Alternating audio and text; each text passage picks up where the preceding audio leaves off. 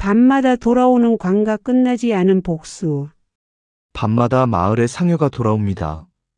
죽은 지 열흘이 넘은 관이 스스로 움직여 지붕 위를 기어갑니다.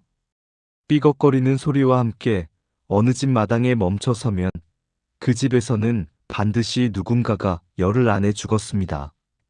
그런데 이상한 것은 그 상여를 끄는 사람이 아무도 없다는 것입니다. 다만 상여 뒤로 긴 그림자 하나가 따라오고 있을 뿐입니다. 조선 중엽 깊은 산골짜기에 작은 마을이 하나 있었습니다. 사람들은 그 마을을 흑령촌이라 불렀습니다. 검은 영혼의 마을이라는 뜻이었습니다. 왜 그런 이름이 붙었는지는 아무도 정확히 알지 못했지만 마을 사람들은 그 이름을 당연하게 받아들였습니다.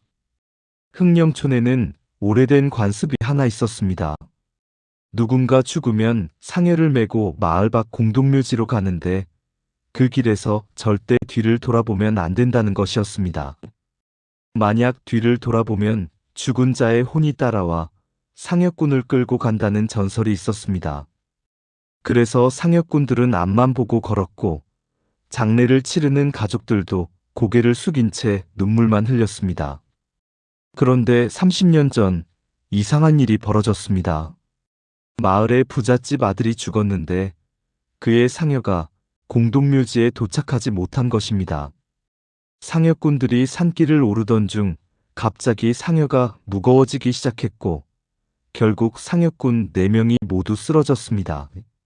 사람들이 급히 달려가 보았지만 상여는 그 자리에서 움직이지 않았습니다.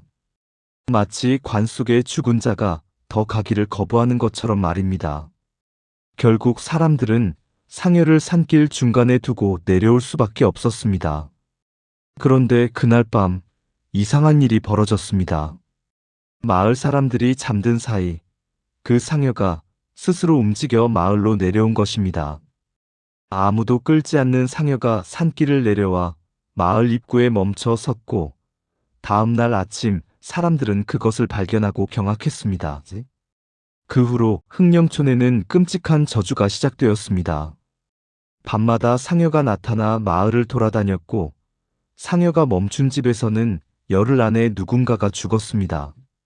처음에는 한 달에 한 번씩이었지만 점차 자주 나타나기 시작했습니다. 이제는 거의 매주 상여가 나타났고 마을 사람들은 공포에 떨었습니다. 이 이야기의 주인공은 마을의 젊은 목수 박진수였습니다. 진수는 28배 건장한 청년으로 관을 만드는 일을 하고 있었습니다. 그의 아버지도 목수였고 할아버지도 목수였습니다. 대대로 관을 만들어 온 집안이었습니다. 진수는 어릴 때부터 이상한 능력이 하나 있었습니다. 나무를 만지면 그 나무가 어떤 나무인지, 언제 베어진 나무인지, 그리고 어떤 사람을 위한 관이 될 것인지를 느낄 수 있었습니다. 사람들은 그의 능력을 신기하게 여겼고 진수가 만든 관은 마을에서 가장 좋다고 평가받았습니다. 그런데 요즘 들어 진수는 이상한 꿈을 꾸기 시작했습니다. 꿈속에서 그는 어두운 산길을 걷고 있었습니다.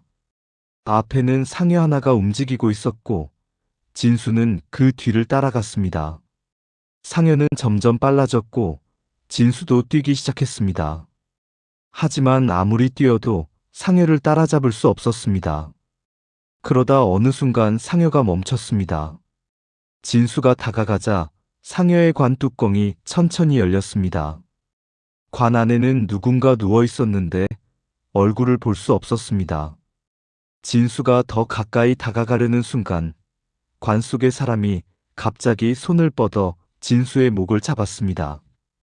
진수는 비명을 지르며 깨어났고 온몸이 식은땀으로 흠뻑 젖어 있었습니다. 이런 꿈을 일주일에 2~3번씩 꾸자 진수는 불안해지기 시작했습니다. 그는 마을의 늙은 무당을 찾아갔습니다. 무당의 이름은 홍매라 했는데 60이 넘은 나이로 마을에서 가장 오래 산 사람이었습니다. 진수가 꿈 이야기를 하자 홍매는 얼굴이 굳어졌습니다. 그리고 한참을 생각하다가 입을 열었습니다. 그 상여는 30년 전 산에서 돌아온 저주받은 상여라고 그 상여에는 억울하게 죽은 자의 혼이 깃들어 있다고 말했습니다. 홍매의 이야기는 이러했습니다. 30년 전 마을의 부잣집 아들이 죽었습니다. 그의 이름은 최한석이라 했는데 25의 건강한 청년이었습니다. 한석은 갑자기 병에 걸려 사흘 만에 죽었습니다. 의원들은 원인을 알 수 없다고 했고 사람들은 그저 운명이라고 생각했습니다. 하지만 진실은 달랐습니다. 한석은 병으로 죽은 것이 아니라 독살당한 것이었습니다. 그를 죽인 사람은 다름 아닌 그의 친구였습니다. 친구의 이름은 김동철이라 했는데 한석과 어릴 때부터 함께 자란 사이였습니다. 그런데 두 사람 사이에는 한 여인을 둘러싼 갈등이 있었습니다. 여인의 이름은 이연하라 했는데 마을에서 가장 아름다운 처녀였습니다. 한석과 동철은 모두 연하를 사랑했고 연하는 한석을 선택했습니다. 동철은 질투와 분노에 사로잡혔습니다. 그는 한석을 죽이기로 결심했고 술에 독을 타서 먹였습니다. 한석은 의심 없이 술을 마셨고 사흘 후 고통스럽게 죽었습니다. 동철은 완벽한 범죄를 저질렀다고 생각했습니다. 하지만 한석은 죽어서도 진실을 알고 있었습니다. 그의 혼은 자신을 죽인 친구에게 복수하기 위해 이승을 떠나지 못했습니다. 그래서 상여가 산길에서 멈춘 것이었고 그날 밤 스스로 마을로 돌아온 것이었습니다. 홍매는 이야기를 마치며 진수를 바라보았습니다. 그리고 조용히 말했습니다. 한석의 혼은 아직도 복수를 마치지 못했다고, 그래서 밤마다 상여가 나타나 사람들을 죽이고 있다고 말했습니다. 진수는 홍매의 이야기를 듣고 경악했습니다. 그렇다면 지금까지 죽은 사람들은 모두 한석의 복수 때문이었다는 말입니까? 홍매는 고개를 끄덕였습니다. 한석의 혼은 무차별적으로 사람들을 죽이고 있다고, 진짜 원수를 찾을 때까지 계속될 것이라고 말했습니다. 진수는 물었습니다. 그렇다면 김동철은 어떻게 되었습니까? 홍매는 한숨을 쉬었습니다. 동철은 한석이 죽은 후 연하와 혼인했다고, 하지만 행복하지 못했다고 말했습니다. 매일 밤 악몽에 시달렸고 점점 미쳐갔으며 결국 스스로 목숨을 끊었다고 했습니다. 진수는 혼란스러웠습니다. 복수의 대상이 이미 죽었는데도 왜 상여는 계속 나타나는 것일까요? 홍매는 대답했습니다. 한석의 혼은 동철이 죽은 것을 모르고 있다고, 혼은 시간의 흐름을 느끼지 못한다고 말했습니다. 그래서 여전히 복수를 위해 마을을 떠돌고 있다고 했습니다. 진수는 결심했습니다. 한석의 혼에게 진실을 알려줘야 한다고, 그래야 이 저주가 끝날 것이라고 생각했습니다. 홍매는 진수의 손을 잡았습니다. 그리고 경고했습니다. 한석의 혼을 만나는 것은 매우 위험하다고, 혼은 이미 너무 많은 사람을 죽여 이성을 잃었다고 말했습니다. 하지만 진수는 마음을 바꾸지 않았습니다. 더 이상 무고한 사람들이 죽는 것을 볼 수 없었습니다. 그는 홍매에게 한석의 혼을 만날 방법을 물었습니다. 홍매는 한참을 망설이다가 방법을 알려주었습니다. 보름달이 뜨는 밤, 마을 입구의 느티나무 아래에서 기다리라고 했습니다. 그러면 상여가 나타날 것이고 진수는 상여 앞을 막아서야 한다고 말했습니다. 그리고 한석의 이름을 3번 부르면 혼이 나타날 것이라고 했습니다. 하지만 홍매는 다시 한번 경고했습니다. 혼을 만나면 절대 뒤를 돌아보지 말라고, 혼의 눈을 직접 보지 말라고, 그리고 무슨 일이 있어도 도망치지 말라고 말했습니다. 만약 이 중 하나라도 어기면 진수도 혼에게 잡혀갈 것이라고 경고했습니다. 진수는 고개를 끄덕였습니다. 그리고 보름달이 뜨는 날을 기다렸습니다. 며칠이 지나 보름달이 떠올랐습니다. 진수는 해가 지자마자 마을 입구의 느티나무 아래로 갔습니다. 밤은 고요했고 달빛이 마을을 밝게 비추고 있었습니다. 진수는 나무 아래에 앉아 기다렸습니다. 자정이 가까워졌을 때 이상한 소리가 들리기 시작했습니다. 삐걱삐걱. 나무가 마찰하는 소리였습니다. 진수는 긴장하며 소리가 나는 쪽을 바라보았습니다. 산 쪽에서 무언가가 내려오고 있었습니다. 달빛 아래에서 그것의 형체가 선명해졌습니다. 상여였습니다. 아무도 끌지 않는 상여가 스스로 움직여 내려오고 있었습니다. 진수는 숨을 죽였습니다. 상여는 점점 가까이 다가왔습니다. 진수는 상여 앞으로 나아가 길을 막아섰습니다. 상여가 멈췄습니다.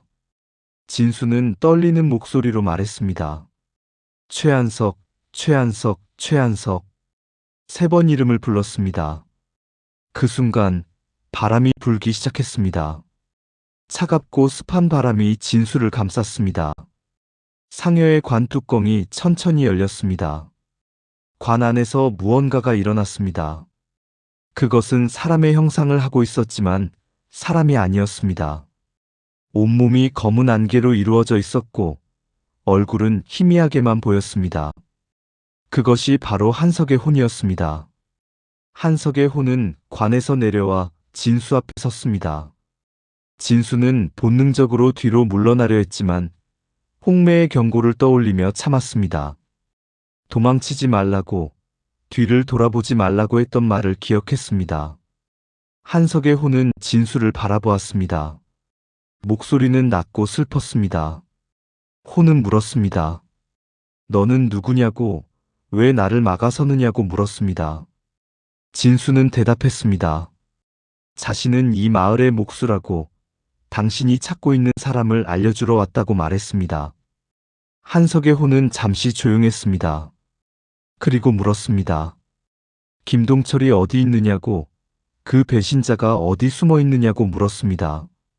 진수는 숨을 깊이 들이쉬었습니다. 그리고 진실을 말했습니다. 김동철은 이미 죽었다고, 당신이 죽은 지 몇 년 후 스스로 목숨을 끊었다고 말했습니다. 한석의 혼은 움찔했습니다. 그리고 분노했습니다. 거짓말이라고, 동철은 아직 살아있다고 소리쳤습니다. 진수는 고개를 저었습니다. 진실이라고, 동철은 죄책감에 시달리다 스스로 죽었다고 다시 말했습니다. 한석의 혼은 믿지 않았습니다. 혼은 진수를 향해 손을 뻗었습니다. 차가운 손이 진수의 목을 향해 다가왔습니다. 진수는 움직이지 않았습니다. 홍매가 말했던 것을 기억했습니다. 무슨 일이 있어도 도망치지 말라고, 혼을 믿게 하려면 두려움을 보이지 말라고 했습니다. 한석의 손이 진수의 목에 닿았습니다. 차가웠습니다. 얼음처럼 차가운 손이 진수의 목을 조르기 시작했습니다.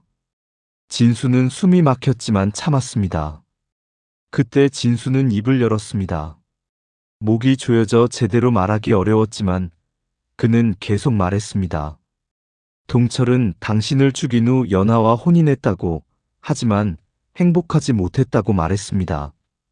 매일 밤 당신의 꿈을 꾸었고 당신의 목소리를 들었으며 결국 미쳐갔다고 했습니다. 한석의 손이 조금 느슨해졌습니다. 진수는 계속 말했습니다. 동철은 죽기 전 당신에게 용서를 빌었다고, 자신이 저지른 죄를 뉘우쳤다고 말했습니다. 한석의 혼은 손을 놓았습니다. 진수는 기침을 하며 숨을 들이쉬었습니다. 목에는 붉은 자국이 남아 있었습니다. 한석의 혼은 뒤로 물러났습니다. 혼의 형체가 흔들렸습니다.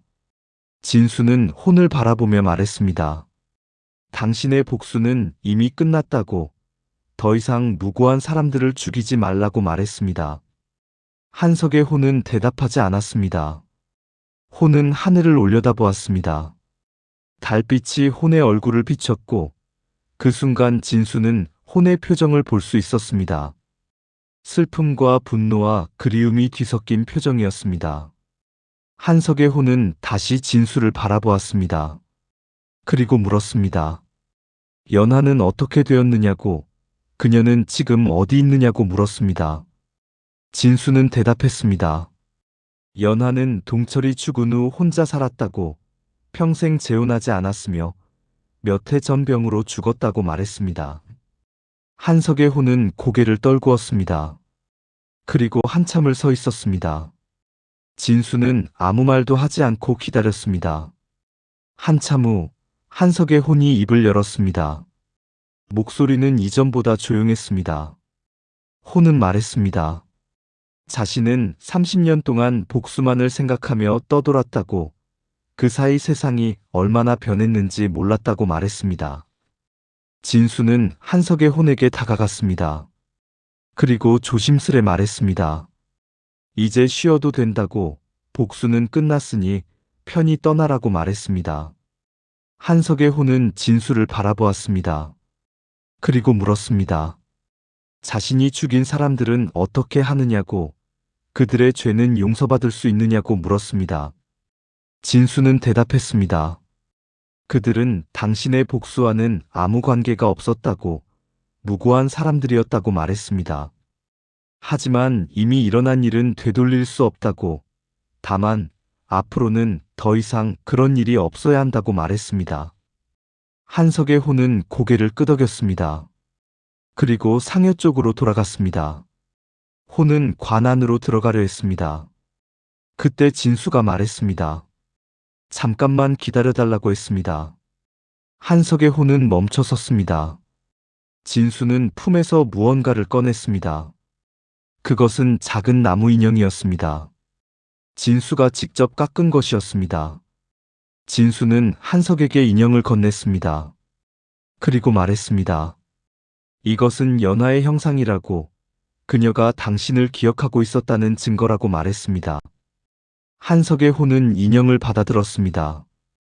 혼의 손이 인형을 쓰다듬었습니다. 그리고 눈물을 흘렸습니다. 혼도 눈물을 흘릴 수 있다는 것을 진수는 그때 알았습니다.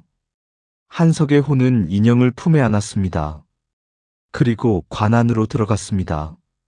관 뚜껑이 천천히 닫혔습니다. 상여는 움직이기 시작했습니다.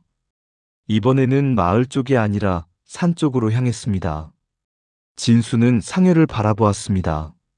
상여는 점점 멀어져 갔고 결국 어둠 속으로 사라졌습니다. 진수는 한참을 그 자리에 서 있었습니다. 그리고 마을로 돌아왔습니다. 다음 날 아침 마을 사람들은 이상한 것을 발견했습니다. 마을 입구의 느티나무 아래에 새로운 무덤이 하나 생겨 있었습니다. 무덤 앞에는 작은 비석이 있었고 비석에는 이렇게 적혀 있었습니다. 최한석의 묘. 사람들은 놀랐습니다. 30년 전 산에 묻히지 못했던 한석이 드디어 제대로 묻힌 것입니다. 진수는 사람들에게 어젯밤 일을 이야기했습니다. 사람들은 진수에게 감사했고 한석의 무덤 앞에서 제사를 지냈습니다. 그날 이후로 흑령촌에는 더 이상 상여가 나타나지 않았습니다. 밤마다 들리던 삐걱거리는 소리도 사라졌고 사람들이 죽는 일도 멈췄습니다. 마을에는 평화가 찾아왔습니다. 하지만 이야기는 여기서 끝나지 않았습니다. 한 달쯤 지난 어느 날 진수는 또 다른 꿈을 꾸었습니다. 꿈속에서 한석이 나타났습니다. 한석은 이번에는 분노한 얼굴이 아니었습니다. 평화로운 표정이었습니다. 한석은 진수에게 말했습니다. 고맙다고, 자신을 구해줘서 고맙다고 말했습니다. 그리고 한 가지 부탁이 있다고 했습니다. 한석은 말했습니다. 자신과 같은 억울한 혼들이 아직 많이 있다고, 그들도 구해달라고 부탁했습니다. 진수는 물었습니다. 어떻게 하면 되느냐고 물었습니다. 한석은 대답했습니다. 억울하게 죽은 사람들의 이야기를 들어주라고, 그들의 진실을 밝혀주라고, 그리고 제대로 된 장례를 치러주라고 말했습니다. 진수는 고개를 끄덕였습니다. 그리고 한석에게 물었습니다. 당신은 이제 어디로 가느냐고 물었습니다. 한석은 웃었습니다. 저승으로 간다고, 이제야 갈 수 있게 되었다고 말했습니다. 그리고 연하를 만나러 간다고, 그녀에게 사과하고 싶다고 말했습니다. 진수는 한석의 손을 잡았습니다. 그리고 행복하라고 말했습니다. 한석은 고개를 끄덕이고 사라졌습니다. 진수는 꿈에서 깨어났습니다. 창밖으로 아침 햇살이 비치고 있었습니다. 진수는 일어나 창문을 열었습니다. 신선한 공기가 방 안으로 들어왔습니다. 그날부터 진수는 새로운 일을 시작했습니다. 마을 곳곳을 돌아다니며 억울하게 죽은 사람들의 이야기를 수집했습니다. 누가 언제 어떻게 죽었는지, 그리고 왜 제대로 된 장례를 치르지 못했는지 조사했습니다. 진수가 발견한 것은 놀라웠습니다. 흑령촌에는 생각보다 많은 억울한 죽음이 있었습니다. 전쟁터에서 돌아오지 못한 사람들, 역병으로 죽어 제대로 묻히지 못한 사람들, 사고로 죽어 시신조차 찾지 못한 사람들. 그들 모두가 제대로 된 장례를 받지 못했고, 그들의 혼은 아직도 이승을 떠돌고 있었습니다. 진수는 그들을 위해 일하기 시작했습니다. 먼저 그들의 이름을 찾았습니다. 오래된 기록을 뒤지고 노인들의 증언을 듣고 하나하나 확인했습니다. 그리고 그들을 위한 무덤을 만들었습니다. 시신이 없는 경우가 많았기 때문에 빈관을 만들어 묻었습니다. 하지만 진수는 각 관에 그 사람의 이름과 생애를 적은 종이를 넣었습니다. 그리고 제대로 된 제사를 지냈습니다. 마을 사람들은 처음에는 진수를 이상하게 여겼습니다. 하지만 점차 그의 일을 이해하기 시작했고 도와주기 시작했습니다. 사람들은 자신이 아는 억울한 죽음에 대해 이야기했고 진수는 그것을 기록했습니다. 몇 해가 지나자 마을에는 작은 공동묘지가 생겼습니다. 그곳에는 수십 개의 무덤이 있었고 각 무덤에는 이름이 적힌 비석이 세워져 있었습니다. 사람들은 그 묘지를 위령묘지라고 불렀습니다. 진수는 매년 한 번씩 위령묘지에서 큰 제사를 지냈습니다. 마을 사람들이 모두 참석했고 억울하게 죽은 영혼들을 위로했습니다. 그날만큼은 마을 전체가 조용했고 사람들은 진지한 표정으로 제사에 임했습니다. 세월이 흘렀습니다. 진수는 늙어갔지만 그의 일은 계속되었습니다. 그는 제자를 키워 자신의 일을 물려주었고 제자들은 그 일을 이어갔습니다. 진수가 60이 되던 해 그는 병에 걸렸습니다. 의원들은 고개를 저었고 가족들은 걱정했습니다. 진수는 자신의 시간이 얼마 남지 않았다는 것을 알았습니다. 어느 날 밤 진수는 마지막 꿈을 꾸었습니다. 꿈속에서 수많은 사람들이 그를 기다리고 있었습니다. 그들은 모두 진수가 도왔던 사람들이었습니다. 한석도 그 중에 있었습니다. 한석은 진수에게 다가와 손을 내밀었습니다. 그리고 말했습니다. 고맙다고, 당신 덕분에 많은 영혼들이 편히 쉴 수 있게 되었다고 말했습니다. 진수는 한석의 손을 잡았습니다. 그리고 말했습니다. 제가 해야 할 일을 했을 뿐이라고 말했습니다. 한석은 웃었습니다. 그리고 진수를 이끌었습니다. 그들은 함께 밝은 빛을 향해 걸어갔습니다. 다음 날 아침, 진수의 가족이 방에 들어갔을 때 진수는 이미 숨을 거둔 후였습니다. 하지만 진수의 얼굴에는 평화로운 미소가 있었습니다. 마치 아름다운 꿈을 꾸고 있는 것처럼 말입니다. 마을 사람들은 진수의 장례를 성대하게 치렀습니다. 그는 영웅이었습니다. 마을을 구한 은인이었고 수많은 영혼을 위로한 선한 사람이었습니다. 진수는 위령묘지에 묻혔습니다. 그가 평생 돌본 그 영혼들 곁에 묻힌 것입니다. 진수의 무덤은 다른 무덤들보다 조금 컸고 비석에는 이렇게 적혀 있었습니다. 박진수, 억울한 영혼을 위로한 자. 그 후로 흑령촌은 이름을 바꿨습니다. 검은 영혼의 마을이 아니라 평화로운 마을이 되었기 때문입니다. 사람들은 마을을 평령촌이라 불렀습니다. 평화로운 영혼의 마을이라는 뜻이었습니다. 세월이 더 흘렀습니다.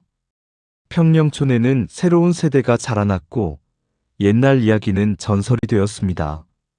하지만 사람들은 여전히 진수의 이야기를 기억했습니다. 할아버지는 손자에게, 어머니는 딸에게 이야기를 들려주었습니다. 그 이야기는 이렇게 시작되었습니다. 옛날 옛적에 흑령촌이라는 마을이 있었고, 그곳에는 밤마다 상여가 나타났습니다. 상여는 사람들을 죽이는 저주받은 것이었지만, 한 젊은이가 용기를 내어 그 저주를 풀었습니다. 그 젊은이의 이름은 박진수였고, 그는 평생 억울한 영혼들을 위로하며 살았습니다. 이야기를 들은 아이들은 물었습니다. 진수 할아버지는 지금 어디 있느냐고 물었습니다. 어른들은 대답했습니다. 위령묘지에 계신다고, 그곳에서 여전히 영혼들을 지키고 계신다고 말했습니다. 아이들은 가끔 위령묘지에 갔습니다. 그리고 진수의 무덤 앞에서 놀았습니다. 무섭지 않았습니다. 오히려 따뜻하고 평화로운 기분이 들었습니다. 마치 누군가 자신들을 지켜주고 있는 것 같았습니다. 그리고 지금도 평령촌을 지나는 나그네들은 위령묘지를 볼 수 있습니다. 수십 개의 무덤이 가지런히 늘어서 있고, 그중 가장 큰 무덤 하나가 눈에 띕니다. 그것이 바로 진수의 무덤입니다. 무덤 앞에는 항상 누군가 놓고 간 꽃이 있고 향이 피워져 있습니다. 사람들은 그 무덤 앞을 지날 때 잠시 멈춰서서 고개를 숙입니다. 그리고 속으로 감사를 전합니다. 진수에게, 억울한 영혼을 위로한 그 선한 사람에게, 자신의 삶을 바쳐 다른 이들을 구한 그 영웅에게. 밤이 되면 위령묘지는 조용합니다. 달빛이 무덤들을 비추고 바람이 나무 사이를 지나갑니다. 더 이상 상여가 나타나지 않고 억울한 울음소리도 들리지 않습니다. 모든 영혼이 평화롭게 잠들어 있습니다. 진수의 이야기는 여기서 끝납니다. 하지만 그의 정신은 계속 이어집니다. 사람들은 그를 기억하며 배웁니다. 억울한 이들을 외면하지 말라고, 진실을 밝히는 것이 중요하다고, 그리고 모든 영혼은 존중받아야 한다고 배웁니다. 이것이 그림자 상여의 이야기입니다. 저주와 복수의 이야기이며 동시에 용서와 구원의 이야기입니다. 평령촌 사람들은 이 이야기를 영원히 기억할 것입니다. 그리고 당신도 기억해 주십시오. 박진수라는 목수가 있었다는 것을, 그가 자신의 삶을 바쳐 수많은 영혼을 위로했다는 것을, 그리고 그의 선함이 저주를 축복으로 바꿨다는 것을 밤하늘의 별을 볼 때마다 생각해 주십시오. 진수를, 그리고 그가 도운 영혼들을. 그들의 이야기는 우리에게 중요한 교훈을 줍니다. 어둠은 반드시 끝난다는 것을, 그리고 선한 한 사람이 세상을 밝힐 수 있다는 것을,